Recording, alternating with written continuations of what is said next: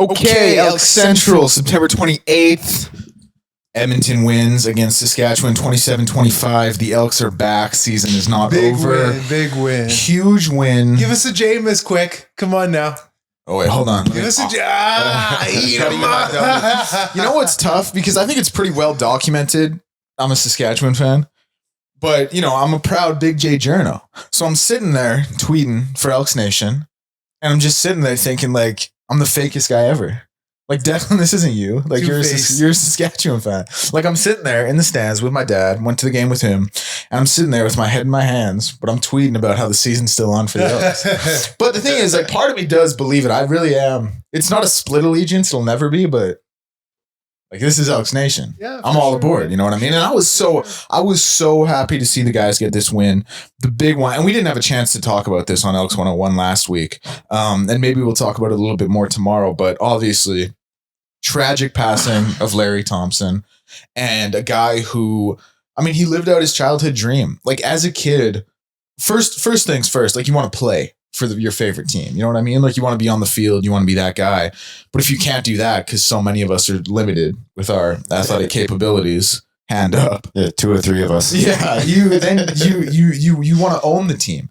And he did that. And he was a guy who bled green and gold through and through. He was a guy who cared about the organization, who wanted them to go in the right direction, who wanted them to be a staple of this city, who wanted to return them to glory, made a bunch of the right hires, made a bunch of the right moves. Pushed them in the right direction, and a guy who really, really cared. And in a lot of ways, I think saved them when they went from community ownership to private ownership. So really, really tragic to hear of his passing. That was pretty sudden. Like, he was sick, but it was pretty sudden. And this was just a huge win for him. And there were, you saw all the Elks players throughout the week coming out and saying, like, what Larry meant to them. And Noah Curtis mentioning how he paid $20,000 for his dad's medical bills, and just, you know, the way the guys rallied around them. And there are a lot of owners in sports who, like, especially in the NFL, it's a business. Like, they walk around that shit like it's a plantation sometimes. You know what I mean? Literally. But with Larry, like, he was a guy who cared, and this was his team, and he bled green and gold, like I said, and he wanted great things for this franchise. So to see them go out there and get a win for them it was a beautiful thing to see. It was storybook. Man, you're rocking the Big J this morning, bro. Yeah. Kudos to you for starting it off with discussing Larry, because that's necessary. Because I've been saying this all last week, and we haven't had the chance to discuss it. So we do need to take some time and address it. Larry saved this franchise from where they were financially. There was a lot of talk about doom and gloom had Larry not have stepped up. Larry stepped up as a charitable donation. Larry stepped up as a fan. Larry didn't step up to make money, because the books say, and we've been, they've been public knowledge, at least I've been privy to some of this due to being on the board. Man, he was going to lose money for the next 3 to 5 years. It's $3 to $5 million minimum.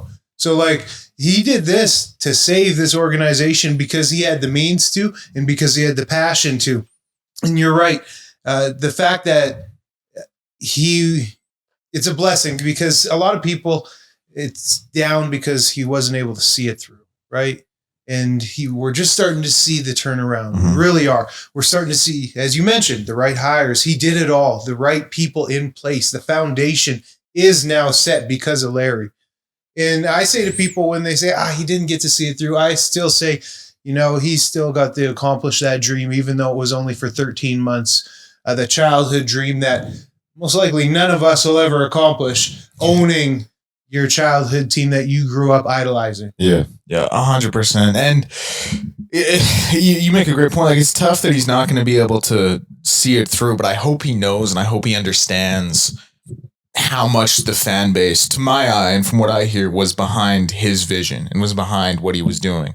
And obviously, it would have been unbelievably storybook if he, like, watches them win a Grey Cup as the owner, taking over whenever that may be. His wife, Deb, is going to carry on the legacy, it looks like, with the team here. But yeah, really, he was, you said it perfectly. He was just a guy who loved the team and saved them in a lot of ways. And he really did.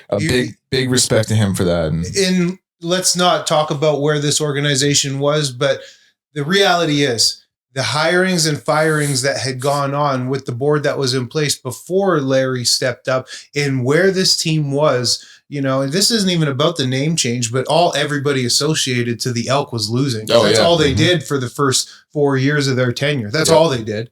And it just mismanagement. It was a gross mismanagement. Rick, you're in business. Yes. It was a poor. Imagine if you were burning through GMs and AGMs and head chefs at a rate of like 2 every 2 years. Yeah, that was it was terrible what we were going through, and what this organization has been in the past, and to see it at that point was really tough. So having someone come in and kind of get it back to where we should be, where it used to be, is awesome. And yeah, it sucks that he won't be around to see them lift that Grey Cup.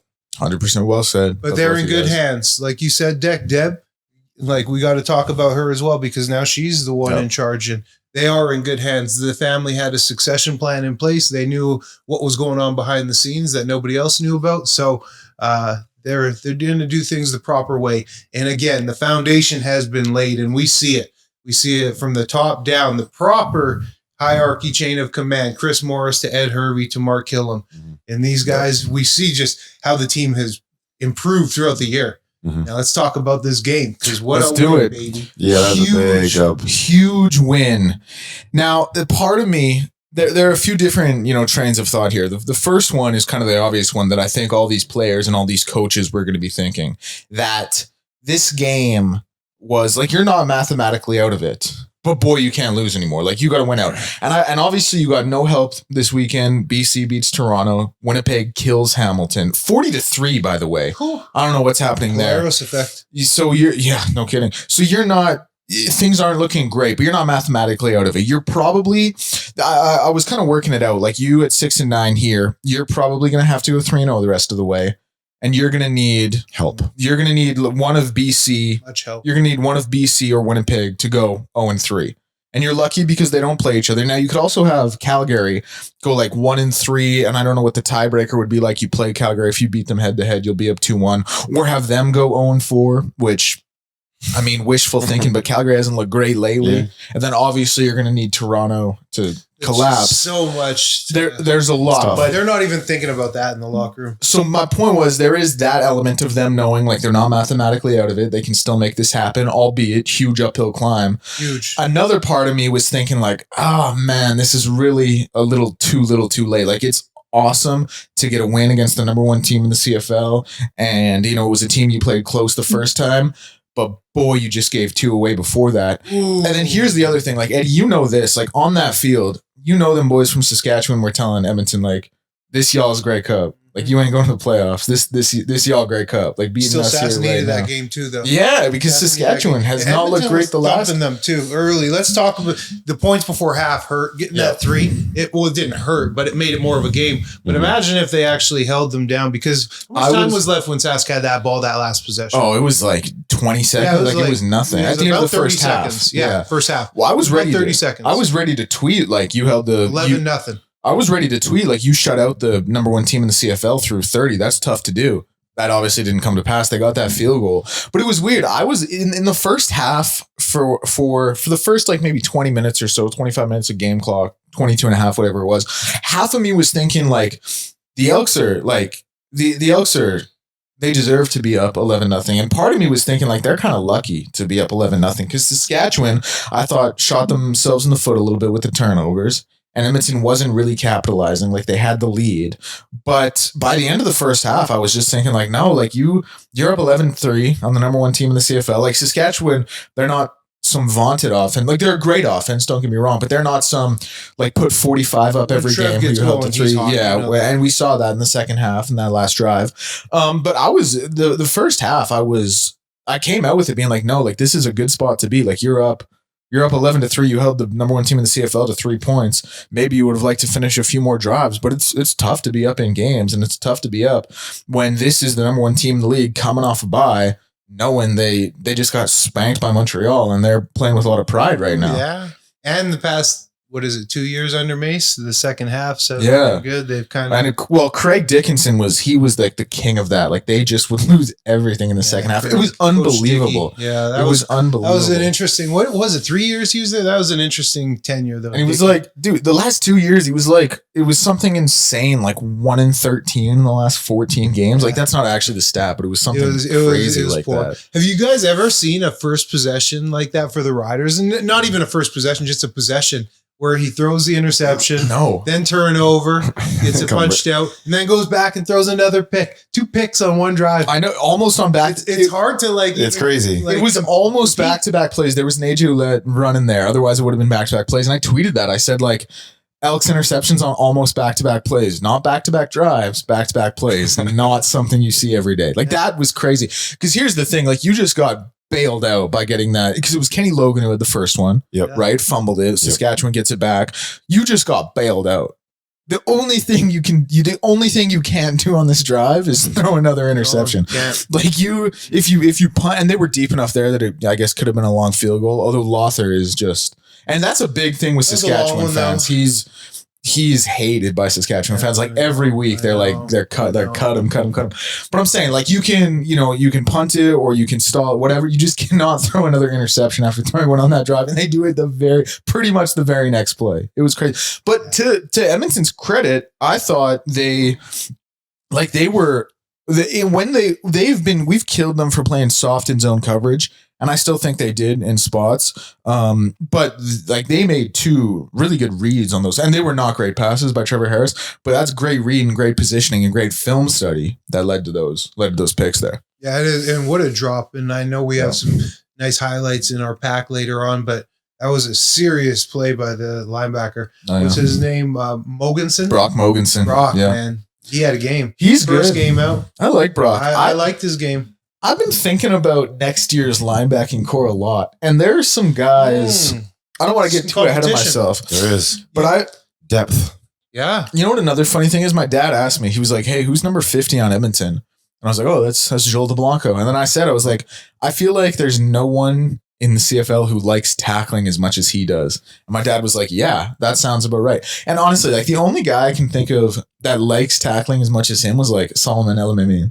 Like but Joel just loves tackling. He really does. And again, we'll keep talking about this game, not to get too ahead of ourselves, but I think about next year's linebacking core and I wonder what the best mix is. Because Nick is the guy who I think is the staple and is a guy you probably want. Like I would love to have Nick as Unfortunately, I would see them maybe moving on from Niles. I think that's probably or offering him less to come. I was gonna say why do you move on from him? Well, you move on because you offer him a pay cut, and no player wants to take a pay cut. So because you want to have depth when it comes to linebackers, right? Take this much, which is a lot less, or you're out of here. Yeah, and a lot of guys would be like, "Okay, cut me." But I wonder, like, if because like Brock is a guy they're really high on, cheap. Nick is, I think, their best linebacker.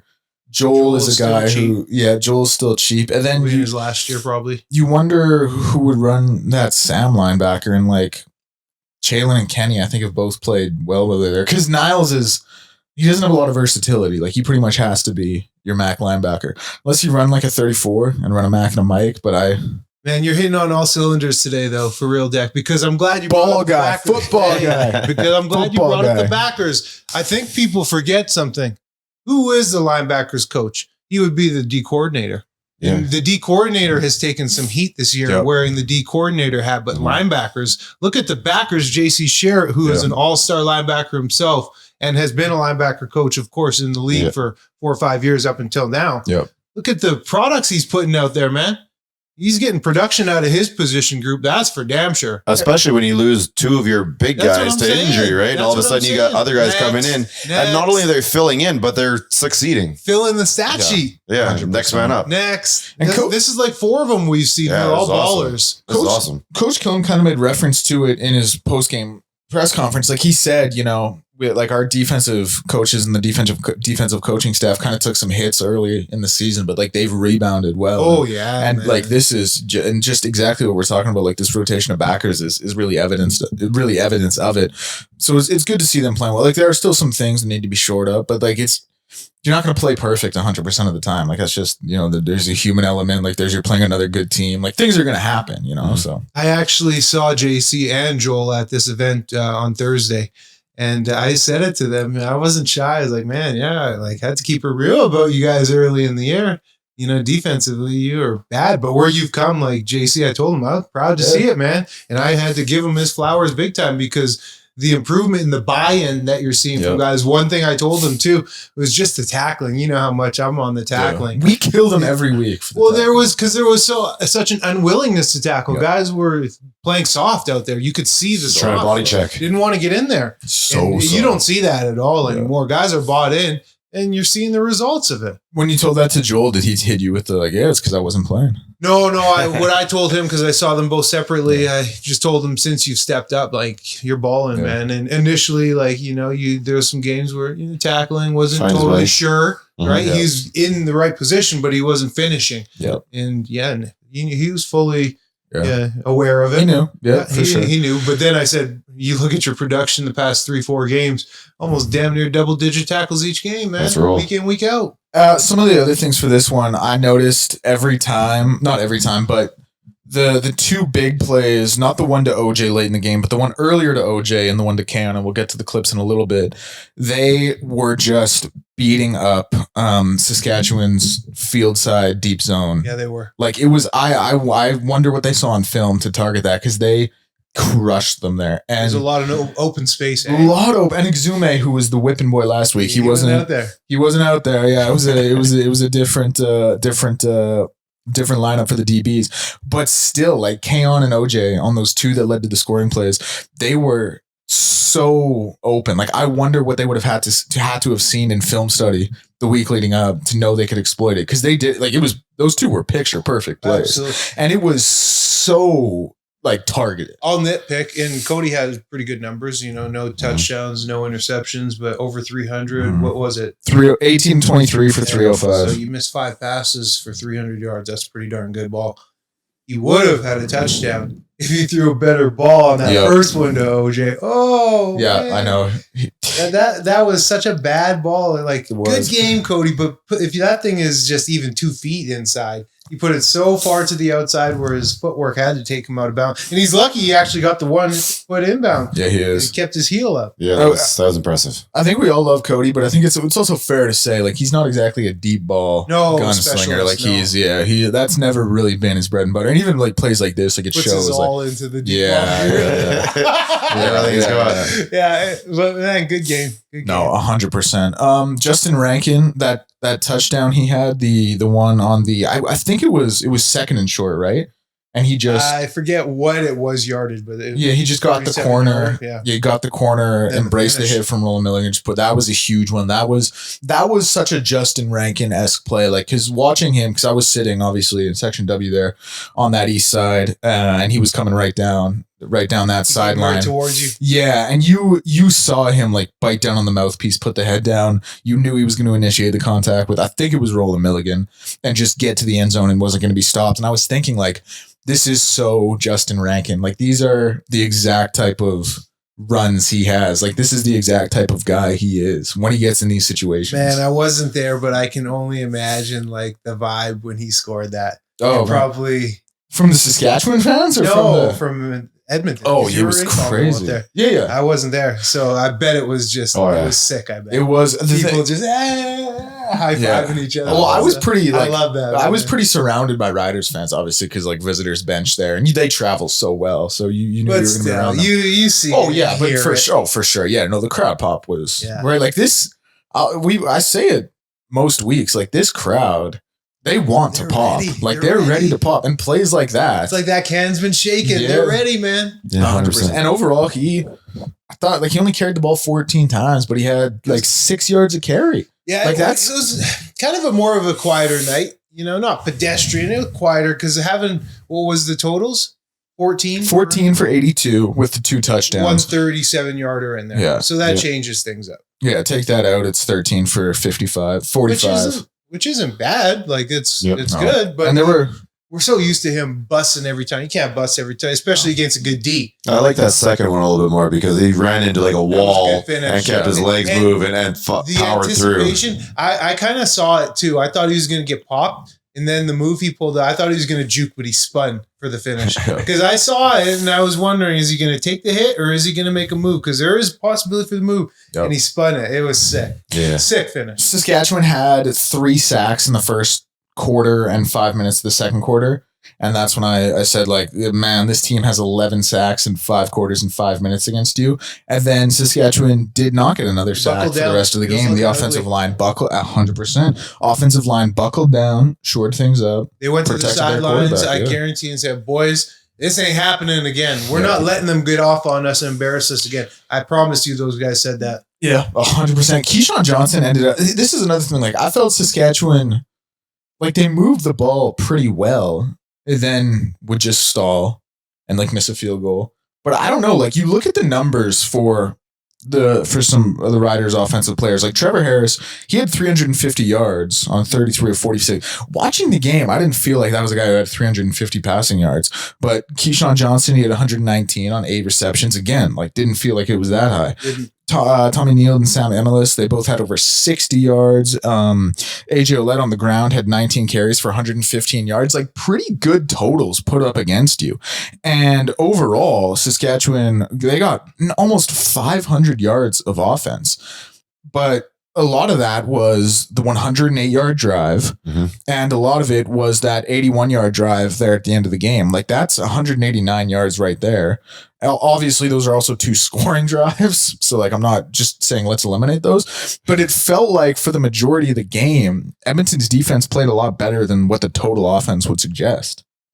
Well, again, they outpunted. Yep. So, you know, it was only 6-4, but still there's the possessions. So a couple extra there. By the way, Jake Julian. Dude. Holy smoke. I was just going to say. Holy. Jake Julian's like. in the field. He's like low-key the best player in the CFL. Oh, man. Like, we're just not allowed to say that because he's a punter. No, that's a weapon. It's huge. That's absolutely a weapon. And he was consistently bombing that thing. Yeah, dude. It's just so high and so deep every time. Nailing the rock. Yeah. But I will say, and this is going on many games now, the offense still just doesn't do enough, right? They got the job done and they got the win here, but there was so many chances for the offense to really be involved in this game more. You're up 11-0. You can put the foot on the throat even more, or you're up 11-3 at half. There's just opportunities where the 2 and out, simple play calling, run on first, you're in 2nd and 7, don't get it off the field. Way too often still, I find. Way too often. 100%. We think it was a great game, but we're forgetting the fact that we were 3 yards away from going overtime, and who knows what happens there, right? Like that offense needs to, like, this is a defensive team right now. Yep. They're winning, and they're winning with their defense, and the offense is obviously doing their help, but they need to do a little bit more for that defense now. Yep, the turnovers 100%. That have been created. Yeah, the offense, it's clear if you watch the game, they're not picking up their complete end of the bargain. Yeah, I can vibe with that. Even when you play with like incredible efficiency at the quarterback position, like it's still there will still be times where things are left to be desired. And I totally get what you're saying. We don't need them to go and ball and stuff, but even just the ability to go out and a couple of first downs together, then punt instead of just quick 2 and outs with the vanilla play calling of first. You just hand it off. It's not even like any play action, nothing creative, right? It's just a simple handoff, and Rankin has no chance because as a defensive lineman, I'll tell you what, that's easy football. And I know what's coming. I see the personnel. I see you got a big lineman in the backfield pretending to be a fullback. Telegraphed. Like it's telegraphed. And now what they do, if you watch the game, like they'll put him out. No, but they had him in a couple of pass routes yesterday. Did they? Yes, buddy. Okay. All right. Yes, but like why? Like now you're just wasting the space. You got an O lineman running a route.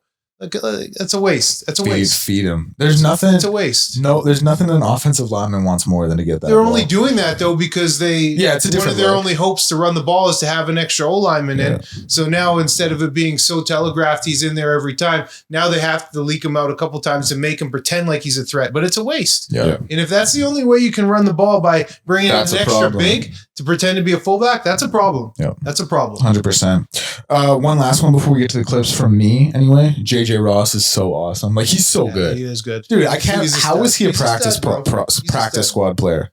He's so good. And been like good. Ever since he came in, we've been talking about. He's just locked down. Like he tackles well. Like every time he makes a play, I'm like, damn, JJ, but Hooper.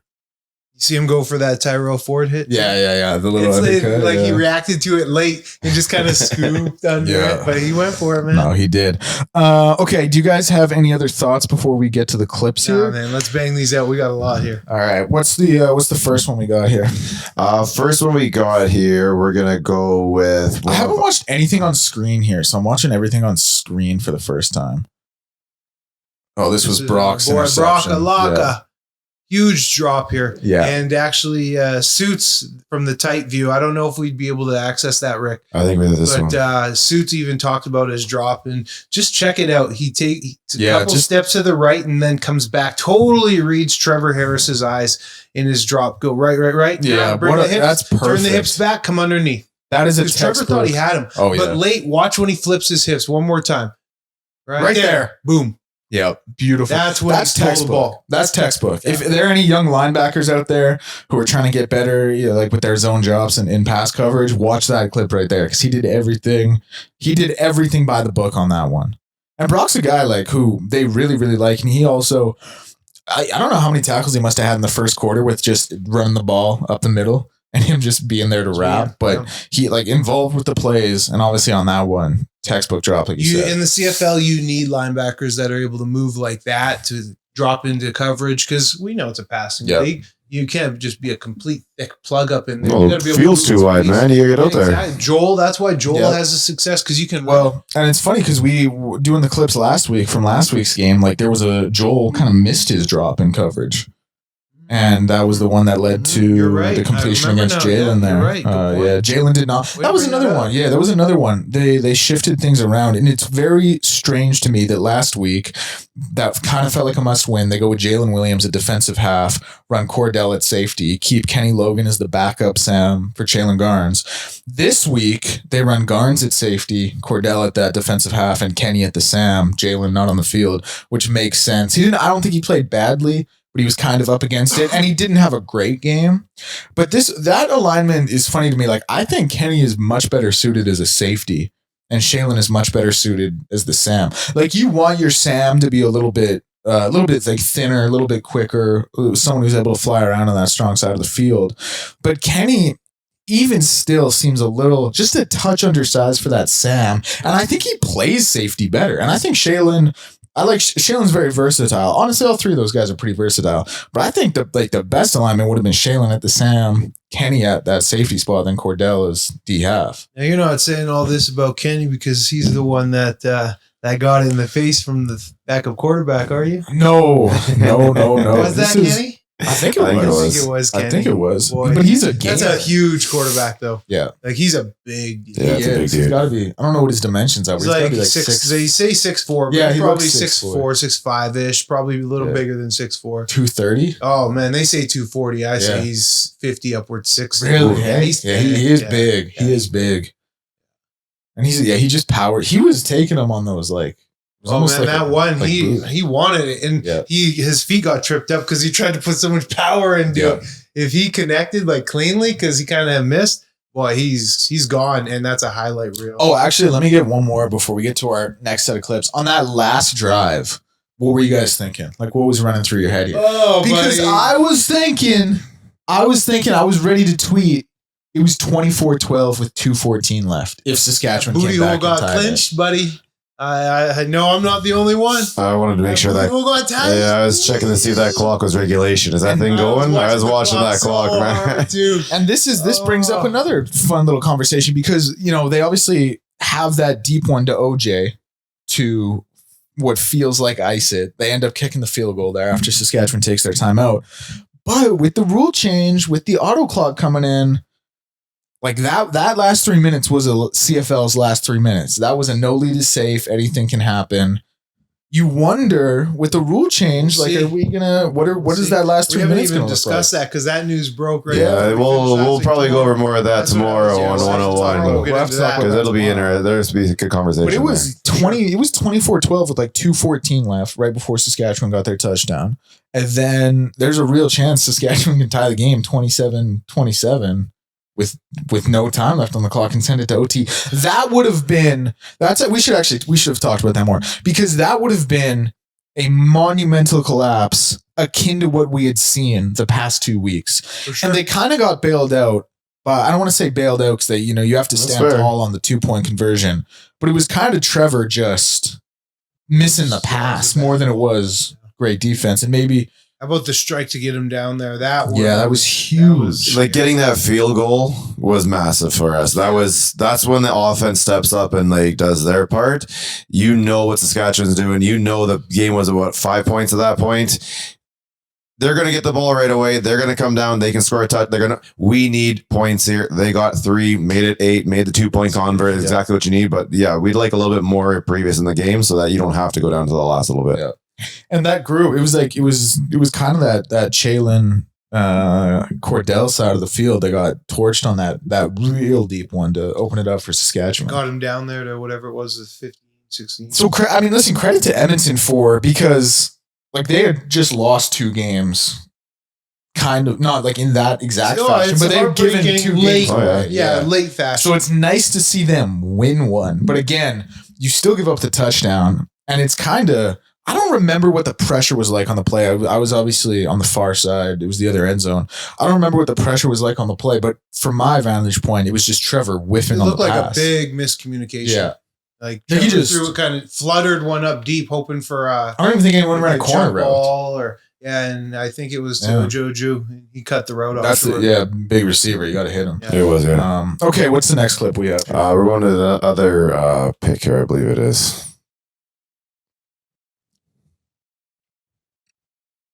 Yeah, the earlier one. Yeah, the first one, eh? You know, Great play. First, go ahead, Deck. Go ahead. no, I was just gonna say like, credit to Kenny for obviously being there. That's just The he just Joju drops again, and who cover. did it. Knocked it But out. that's a tough one. Like you got to give Oju a lot of credit there because if you're Kenny, you're just thinking like, okay, where am I going with this? You're not thinking someone's coming out there to whack that ball away. Now, obviously, hold on to the pigskin, but credit to Oju for just getting in there and spanking that ball away. Yeah, He hit it him was like loose. he Ball was spanked loose, it like you spank your kid after he steals a bike. Yeah, he came in hard. And Kenny, like he's not even thinking. Like great Oh, Great drop by Kenny.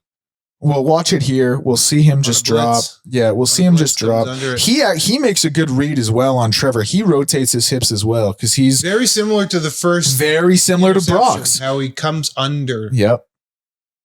It's not quite as textbook as Brock's. It's a little clunkier, but still he's in the right spot where he needs to be. Just makes a play on the ball. One play, 2 turnovers. I know. Yeah. Are you calling those 2 passes short though? Pardon? Are you calling those passes short? Are those passes long? Like Those are those, intermediate. yeah. But is he underthrowing them a bit?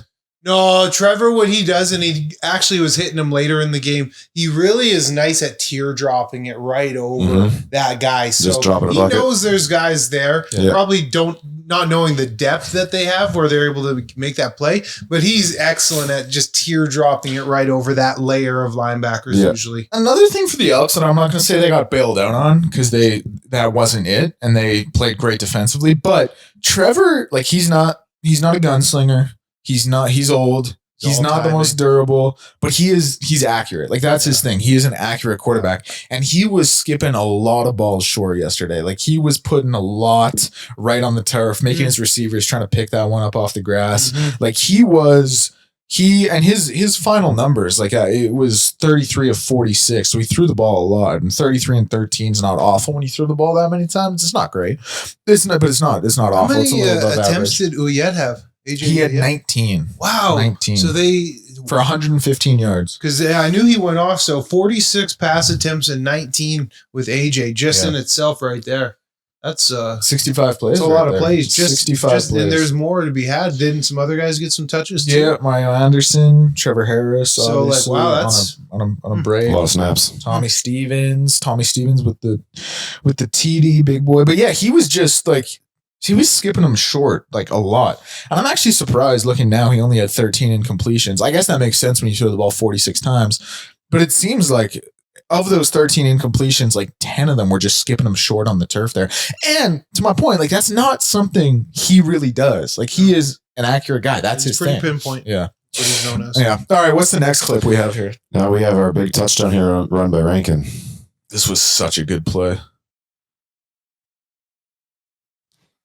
Just break it out wide. Blocking. Great block there. And the finish. Puts the head down. Yeah.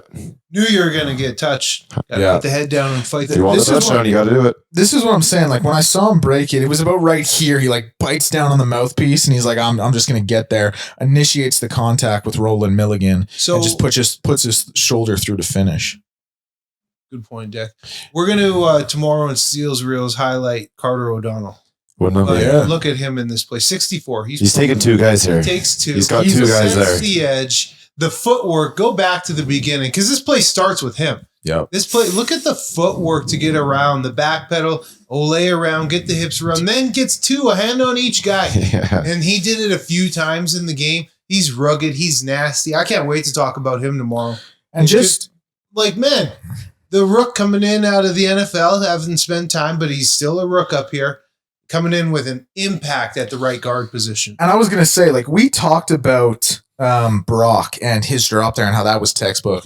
This is really textbook if you're a pulling guard. Man, the fundamentals and technique here, with that. If we can pull that up just one more time really quickly, because you kind of have a tendency when you pull as a guard to just go. And you Turn want to and win. run. Yeah. You can't. But he waits and he slides over and he watches the play develop and then picks up his block. Like there are a lot of times you'll see a guard pull and just go and just try and find a guy and they end up missing them because you have a more athletic guy who's going to beat you either direction. Totally. He waits and he really studies this when he sees. He's shuffling, finds a guy, ends up picking up two and makes the block that really springs Justin Rankin here. Oh, totally, man. Like right there, That boom, is boom. going to be such a rewarding film to watch in the team film session. 100%. I promise you, Coach is going to talk about that and praise him. And it's going to look even sicker from the tight view where it really shows how he sets the edge. 100%. And then Justin, to it, like what we were talking about, he does the rest. He bites down, just puts the shoulder down. And Roland, he's a tough guy to run through. Like, yeah. I like that. He's always got great sellies. Like he loves it. And Roland's he was defensive player of the year last year. Now, a lot of that was because of what he did defending the pass. But he's a great tackler playing defensive half. He does it all. He's defensive player of the year, man. Like he's a great player. How many picks did he have last? 8? 8 last year. Yeah. And then a huge one in the playoffs. Yeah. He's awesome. Okay, what's the next clip we got? Now we're breaking in some passes here. Okay, this must be the one to K-On. This is. This will be one of the hardest catches. This is insane. Just catch, not anything else, but just the catch Another one, itself. Honestly, should have been a touchdown. Yeah. But what I liked about Cody on this one here is at points when he looked at film, he hadn't been setting his feet. He sets his feet here. Now it's quick and it's not, he doesn't set them as, like he doesn't dig them in as much as you might want your quarterback to, but there was a guy in his face and he still does it enough to get the ball out. And again, probably should have been a touchdown. If that ball was on time, that's a touchdown. Probably should have been a touchdown, but we talk, Cody's putting everything into that one. Totally. And if you watch what K-On does, he stops and you kind of shields with his body. Yeah. He doesn't initiate contact, but his body is going to continuously separate him, the defender, and the ball. A little so he blocking can just out. stick his arms out and pluck it. And I don't know what route he ran on this one. It looked kind of like a mix between, like we see him off screen. If this ball is gone right here or here, it's a touchdown. Yeah. Look how far He's wide open. he is. He's like 5 yards behind Cove. But to your point as well, like the adjustment he has to make, like that is a really, really tough catch to make. That's probably one of the hardest over the shoulder. And again, the tight view always tells this story. Yep. If you watch the tight view, he's like this, Deck. Watch me. He starts off here then here, Yeah. then goes back, then does that. Yeah. So he literally went over his shoulder 3 times on the play. You know how hard that is. 100%. And then to pluck it, buddy. 100%. And to do all that while shielding and like, yeah, it's really, really impressive. Keon's a guy like him and Cody. Great chemistry, and obviously Cam's kind of having a career year here, and a lot of that comes over from the Montreal connection. But he's a guy who, like, he really feels to me like he's become that reliable target. Again, I don't know if Cam's ever going to be a guy who you can just pencil in for like 130 yards and 10 catches. I know what you mean. But he's emerged as a real consistent They've target. got some other guys who are emerging just 100%. Like Victor is a guy. Roster. Yeah, Victor. 100%. OJ. Blair. Yeah. I mean, We're the not- defensive line, a couple of them got some sacks yesterday. Some guys that none of us have heard of. Oh yeah, It's good to see, And man. like- they're finding the right guys. Good scouting. perfect. 100%. 100%. And smart ball player too. That's the other thing to like know, because there are a couple of guys who wouldn't play that ball the way he did, but he knew how to play it correctly. I'm making an early prediction just because we're talking about the subject. Victor is going to pop next year. I'm predicting Victor to become one of the CFL's best. Ooh. I like his game a lot as well. He's a guy, every time he gets here, you're like, ooh, this guy's got a little bit of a bag to him. But he's a guy who I feel like he should go to Jordan, he should go to Cody, and he should just say, like, hey, put it up there for me and let me high point it. Like, if you let me high point it, I'm going to catch it. Every time. You know what I mean? Like, He's big. he is. He's And big. he plays. Move pretty good. Yeah, absolutely. I mean, he's light. You can sling him down. If you get your hands on him, you blow him over pretty much. Yeah. And as a receiver, I could see him pop next year. 100%. Okay, what's the next bad boy we got? We have another one by him here. This is near the end of the game though. This is another one. 17-12 with 4 minutes left, and the game ends up. It's just Good finding games that down. 22nd 2nd and 9, just finding that first down. Yep. What routes he run here? Yeah, just a 5 and out. But that's big, man. You need to get that first down. You keep the clock moving. 100%. Do we score on this drive? Yeah, this would, because it's 17. Yeah. Ranking scores to finish. This is That was Cody had one read there, hey. Cody was going to K on the whole time on that throw, one. though. He threw him back to the ball. Yeah. Right? He didn't just throw a nice continuous out. Keon had to come back to the ball. Yeah, because Keon would have got lit up if he just threw that out. yeah, or led into the, he would have, but or led into the sidelines like Yeah, conventionally. that's good, what I'm saying. Yeah. Yeah. And this one, he's able to come back, make a play inbounds, and get the first down. A little bit of a whiff, but I think it was Fields there for Saskatchewan. A little bit of a whiff, but Keon still makes the adjustment, makes the body adjustment, Mhm. gets that line to gain. Again, smart ball player. Yeah. A real smart ball Yeah, player. no doubt, Dak. Maybe we should get him for Elks 101 tomorrow or try. Have we had him on? Cody? Keon. Keon? No. No. All right. What's the next clip we got here? Now we're going to OJ. This was the one that I thought really iced it. This was the one where Saskatchewan fans was started to huge. leave. Oh, this. Yeah. Cody, I love this him, was man. huge. Cody, I love him, but he loves to underthrow a deep ball. That would have been, he would have been gone. This would have been right in front of your face, too. Right? Yeah, oh yeah. Yeah. But very important play again. We need to keep moving the sticks, and he finds a way to move the sticks, move the ball down the field, and take some stress off your defense. Because this is the 5 points right here. You need points because you know what Saskatchewan can come and do. And pretty gutsy to like it's second Go and that 7. deep, yeah. Second and 7's long. Don't get me wrong. It's not 2nd and 3 or 2nd and 4, but you can still run like a hook or a curl or a drag with a pick and try and just get that yard to gain. Though. He had him so beat. That's you the could other lead thing. him a little bit. Like, he had him so beat. That's what I was going to get to, because gutsy to take this shot here, but like that is another one that could have been a touchdown. Absolutely, Dak. Like he underthrows him. No, I'm not nagging Cody. He underthrows him pretty significantly here. Yeah. Oh, yeah. He might be able to keep running though. If he keeps going forward, he might be able to outrun the defender. Oh man, if he is able Well, to the get thing 10 is, more like, yards on this ball, he's The way he has to come back and catch it, like he can't. Yeah, he was break to slowing down. Yeah, he can't break to the sideline. Like he pretty much has to turn back into the field there. It's a huge play, and that's a play that led to the field goal, and it ended up that. Guess what? Field goals are worth 3 points. They won the game by 2, so Yeah, that's it meant massive. something. But that could have been. do we have one more highlight? That Yeah, could we have got been one a more. touchdown. And I believe, I hate to do it to Cody, but I believe this will be another throw that we harp on.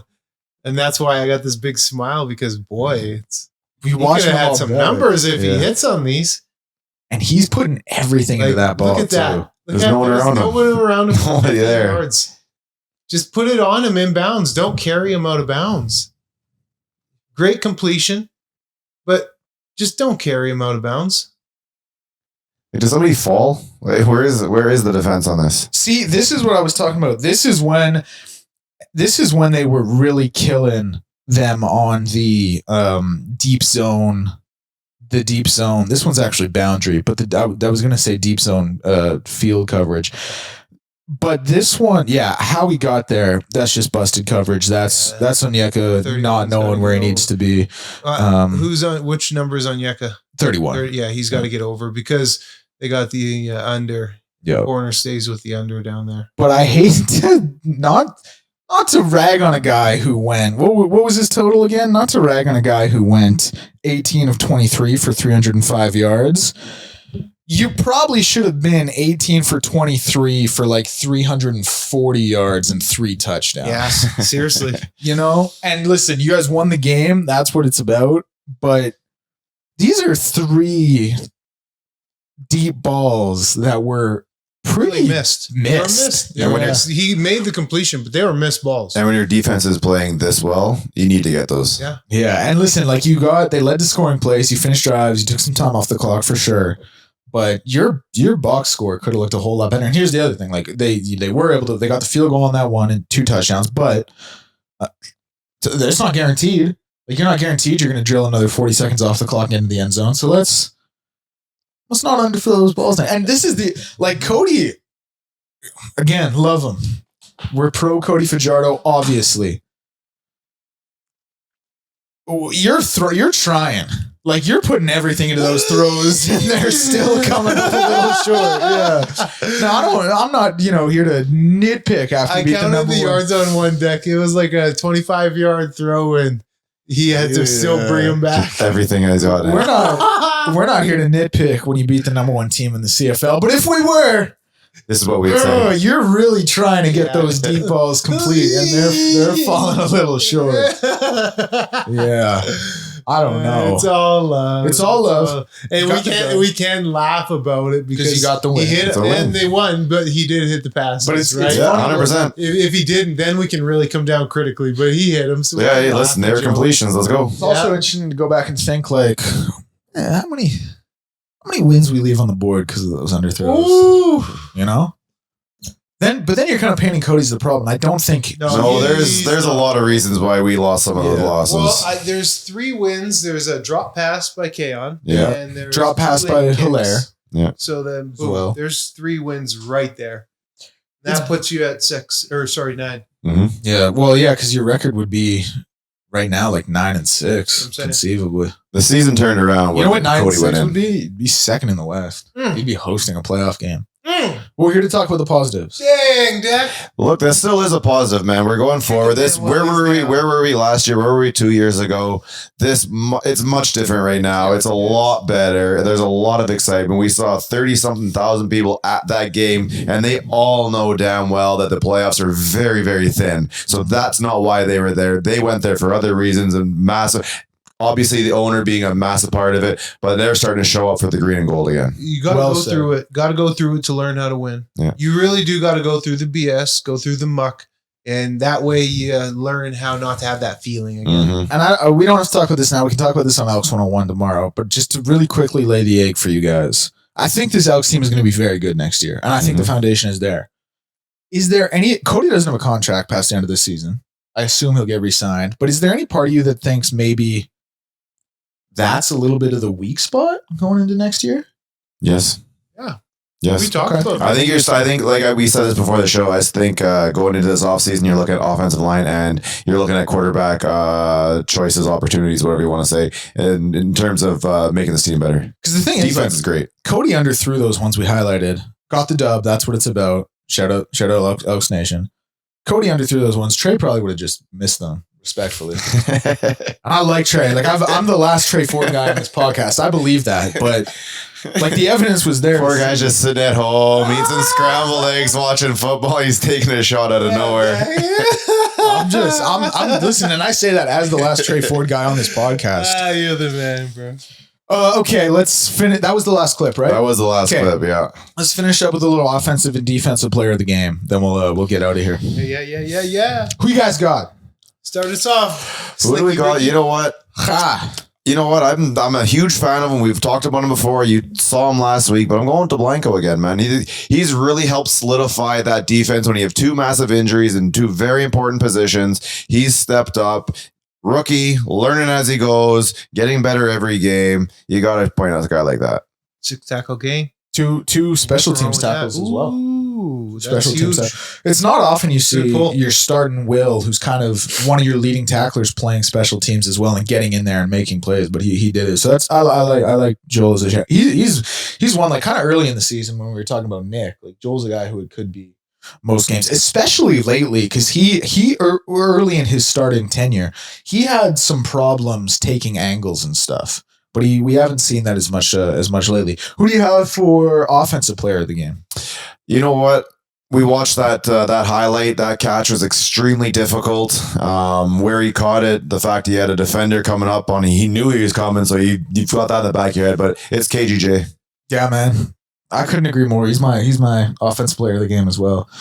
Hilaire is a guy who could be in that conversation as well. He only had the 2 catches, but they were 2 huge catches for 86 yards. And it should have been 2 touchdowns. It should have been 2 catches for like 110 yards and 2 touchdowns. It wasn't. And they were still 2 big plays. But Kaon, I agree. Only the 4 catches, but 4 big catches and great adjustment, smart football once he got the ball in his hands on that one we saw, that first down, that where he ran the 5 and out. Smart football to make the adjustment to shield off. I think Fields was the defender on that one to make that catch down at the 1 or wherever it was. So yeah, I'm rolling with KJG as well as my offensive player of the game. And I say that with respect to Justin Rankin, who's always huge and had 2 touchdowns and had that 37-yarder and, had the touchdown where he really turned the corner and brought it to Roland Milligan. And I say that with respect to Cody, who went 18 for 23 and had 300 yards passing. Like that's a high efficiency, and it's tough to get 300 yards passing. But I'm still rolling with KJG. And then for my defensive player of the game, Brock, I think, let me check here. Second on the team in tackles, had the int, had a forced fumble. I think I'm going to give it to him based off the stat line, because when you're second on the team in tackles, get a pick as a Mac linebacker and get a forced fumble.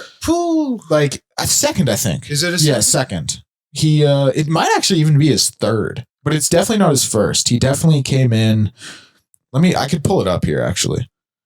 He either came in. I thought it was his first.